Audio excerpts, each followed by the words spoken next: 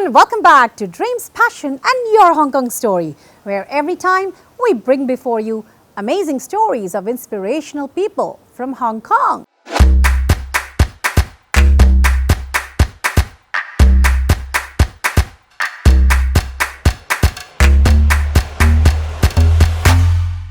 Today we have with us a very famous makeup artist, cosmetologist and a skin care specialist, someone who came to Hong Kong nearly 40 years ago and has built a very successful business in the beauty industry. Let's meet 𝐍𝐤𝐠𝐚𝐫 𝐞𝐬𝐡𝐢 from Pakistan. Hello 𝐍𝐤𝐠 and welcome to our show.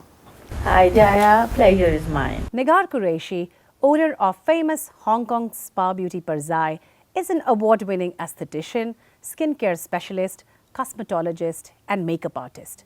She was born, raised and educated in Karachi, Pakistan. In 1982, she moved to Hong Kong with her family. She bought this business from the previous owners and has been running it since 1990.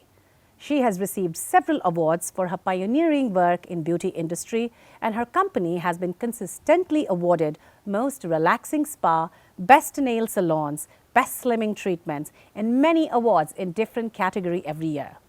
Her list of awards is endless here. 𝐍𝐤𝐠𝐚𝐫 is a very famous makeup artist and has done makeup for several celebrities. Some of the famous ones are Liz Hurley, Maggie Cheung, Michael Yao, Bollywood star and Miss Universe Sushmita Sen, and the famous Hollywood directors Steven Spielberg and Oliver Stone. When did you decide to become an entrepreneur? I met this lady from England. She came to Hong Kong for her to sell her agency or distributorship, and she found me. We were talking and she said, and I was talking about my knowledge and all. She said, why don't you take my agency? She said, no, it's on your own timing. What do you want to do? Whatever what you want to do, no force, nothing. How interesting. It's so, I said, okay. And believe me, products were so good, really, all natural. This is my field also. Wow. So I was explaining my clients and my guests that which product you should use. I'm talking about almost 30 odd years back. Yes. And they were like, wow, how do you know that? No, you should not use this product, you should use this product. This is natural and it will. I found a lot of fan following about it. And then I said, wow, this is very good. I'm sitting at home doing whatever my passion was. Yes. So that's how I started. How did you actually get this business going? Beauty courses from England, it was really difficult and very time consuming and expensive also. I see. Yeah. So I said, no, I should do something. And I enrolled myself and I did course. I started with my friend in holiday in Golden Mile. Basically it was her. She was going to America for 2 months. I see. And she said, can you look after my business? I said, I was doing from home that time. When she came back, I made double of. When did you start working for 𝐍𝐲? So I was still doing in holiday in Golden Mile, and 𝐍𝐲 phoned me one day. She rang and she said, would you want to meet me? I'm 𝐍𝐲, and she was very famous. She was from France, right? France. Come over a cup of tea. So she invited me there and we were talking and she did not talk about. She said, by the way, how much you are making? And I said, blah, blah, blah. So she said, what if I will offer you double? So I laughed. I said, yeah, I will think about it. I'm not doing full time because my kids are. She said, okay, but she pursued me to come and join me. And I thought, okay, when she's doing so much, it's my weakness is very difficult to say no to anybody, which I'm working on at this stage. So she said, so then I started. You started working. I was working with her for 7 years. I see. And we were doing, she was a tough cookie, was really tough, which is good. I learned a lot from business ethic and all from her. But that time was very simple time, very simple time. And she was the most famous for slimming treatments. Wow. So suddenly she decided to leave for Canada. So I'm leaving for Canada. I want to sell the business. And on the other hand, another girl, she wanted to, and she said, I'm charging $500,000. And I said, $500,000? Why should I buy? I was not interested at all in business. I see. I believe on one thing, as I said, do your you have to do your best and do what you love to do, money will follow. Yes. It's so true, Jaya, I tell you. Honesty pays in every form. Yeah. So while I was working with 𝐍𝐲, and she said that she has to leave, and I said, this is exactly my feeling. That's why I'm going back to that story. She said, bye. I said, no, because my kids are young. I cannot do full time. And she said, I said, other girl is buying for 55,000. Why aren't you giving her? She's giving you 50,000 more. She said, you know what? With you, I can see my baby is growing. Wow. With this girl, I am seeing my baby dying. And I said, what is it? And Jaya, same feeling mine now. So I said, okay. So my clients were telling me, whispering in my ear, telling me that, don't buy it. We know you from so many years. Why are you buying it? We'll come to you anyways. $500,000 was a big amount that time. Yes. 30 odd years, right? I said, no, I cannot do this thing. And when I bought the business, same client, they came, they said, we respect you more now. Because I said, I cannot. And that was the reason when 𝐍𝐲 settled there in Canada, Toronto, she gave me the shares in there. Oh. Just because of that. And we are doing it very well. She's quite old now, and she's still doing Blue Jays baseball team in. Yeah. A beauty industry overall has seen a lot of changes. We have the, every generation's requirement changes. You have now the Gen Z coming, which will have a completely different set of requirement. So how has Spa BPZ kept up, being one of the oldest establishment in Hong Kong and being one of the most regarded one and being one of the most profitable one? What systems have you put in place to make sure that you have the most modern techniques in place and you have the best whatever the customer needs? I think I must say that my educational background, because in this industry, it's like medicine. You have to do courses. You have to keep at the top of the thing.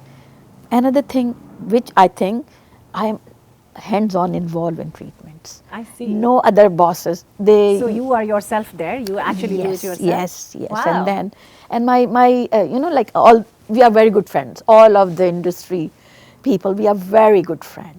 So they laugh at me. They say, bosses don't work. You are still working. I said, that's why I'm still in the business. So Wow. I think this is the reason. And then strive for new things. I really look around, what is new?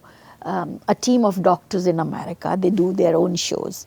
I'm in touch with them. I see. I always, and they send me the information. I'm giving you another example, small example.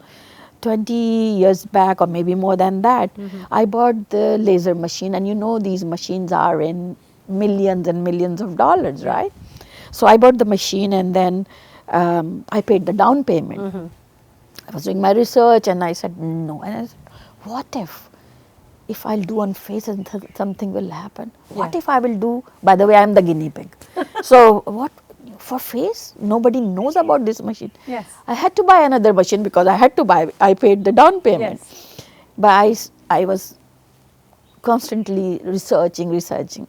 Then came the IPL, which is the little slower than for hair removal. And I bought that machine, and I think 2 years back I bought a new machine, latest in laser.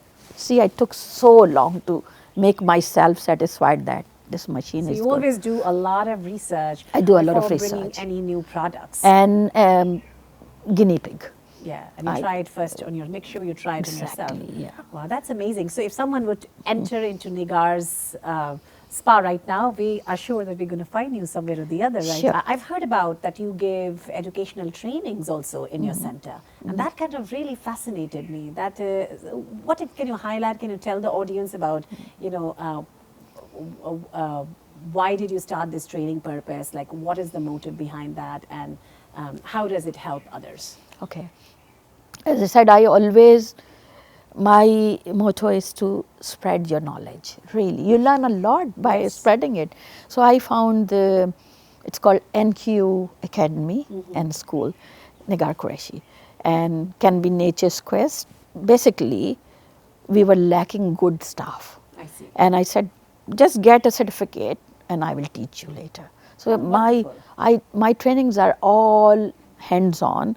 Some of them are very, girls when they learn and they don't teach much nowadays in the schools a lot. So I said, okay, come to me, I will teach you.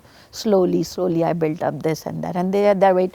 My makeup artistry course, full-time course, is fully booked for 3 years with long... 3 years? With You long... can't be kidding me. I'm really? telling you, yeah. With the long waiting list. So who are the people who normally come in? Are these people who would like to work in the beauty industry, or is it just people who are generally want to know about makeup? I think makeup is mostly, I have this certificate course, international course, which is for full time, and they choose to be a makeup artist. I see. Then I have another one for 2-3 people come, ladies come and men also nowadays. They come and they learn for themselves. One-on-one, basically on their self. Models they want to learn. Wow. And for their, which is very good for them, right? Yeah. So that's how I decided to do all these things. So it's not only one training, quite a few, for different needs. Coming to our Hong Kong story, how was Hong Kong relevant for you when you started this business? Do you think being based in Hong Kong was a very big locational advantage for you to become an entrepreneur in life? Definitely. Hong Kong is such a nice place for newcomers, new starters in business. Hong Kong for business, there is no red tape involved. Very With $1 you can start the business. So are you ready for our rapid fire question now? Sure. That is getting to know Nigar's Hong Kong story in a bit more fun way. What would you advise the ladies of our age, in their 40s especially, what would you advise them when they're going out? What is the minimum makeup that they should wear? Okay, let's put this question this way, that what you should keep in your bag. Yes. Okay, so first of all should be a good moisturizer. Moisturizer. Very important, according to your skin type. Okay. One good moisturizer, so you can, if you even wash your face, you should be having it. And I'm not a big fan of foundation because it makes your skin clog. Pores are clogged, so you should not. Beautiful makeup start with beautiful skin. Try to keep your skin more breathing and beautiful, in the sense clean. Okay. It's not that any complexion, any style, anything should be clean and neat. Okay. Yeah, so I work on it first, and then I do minimal makeup. Mascara you should keep also if you want to another level of. Okay. And lipstick. Moisturizer, mascara and lipstick. Pretty doable. Yeah. Okay, the third question to you, since you're a beauty expert, what is your daily nightly routine before going to bed? Okay, cleaning is the first thing. You should clean your face. So I clean with the natural cleanser. You can make it yourself also. I'm giving my tips, business tips. And just clean with, once a week, clean your face with soda. Soda? Yeah. Scrubbing is very important. Soda, I'm giving it away. Once a week? Once a week, but people who are new in this thing should not use, come to me, I'll tell you how to use it. Okay? This is one thing, yeah. Any other? Yeah. That comes to olive oil. Olive oil? Oh, yes, I'm a big fan of olive oil. I tell you can put it on your face as you well. Can, but depending on your skin condition. I see. If you have oily skin, don't put too much. Okay. And, okay, let me give away. Never mind, it will become more. Glycerine. Glycerine. Is very good thing. I used to put glycerine when I was a young girl, like 16, 17. I used to do that. It would really help. It's a very good thing. Glycerine is a very good thing. And that brings me to another question in this round. You, of course, are a pioneer in this industry, but then you're from Pakistan, I'm from India, and, even China is an Oriental culture. So we all these cultures have a lot of traditional form of beauty treatments that have been very known in their land. So any particular one that you really like? Which one is your favorite? Like I said, glycerine is, I think, not in China. I never heard of it. But us, the subcontinent, Bengalis and Sri Lankans and Pakistanis, Indian, we all know about glycerine. So Nigar, we have, China is very rich in its own beauty treatment. India has its own set of Ayurveda and many other, kind of organic beauty treatments. You come from Pakistan, which is very similar to. So is there any traditional beauty methodology that you believe in, or you would like to advise the younger generation that they could look at perhaps that as well, other than, of course, following all the modern treatments? I'm a big fan of natural things already. So microderm is very famous treatment nowadays. No side effect. So they were putting aluminum oxide, and I patented with pearl powder. Pearl powder? Pearl powder is very good for skin. So I took it from China. Wow, so pearl powder from China, that is a very good treatment. And yeah, another treatment is called 𝐬𝐽. It's also from China. I just remember, it's all with for dark circle treatment. I see. Can you say that again? 𝐬𝐽. 𝐬𝐽. It's a stick we give and ask a client to, after massage and all, to inhale.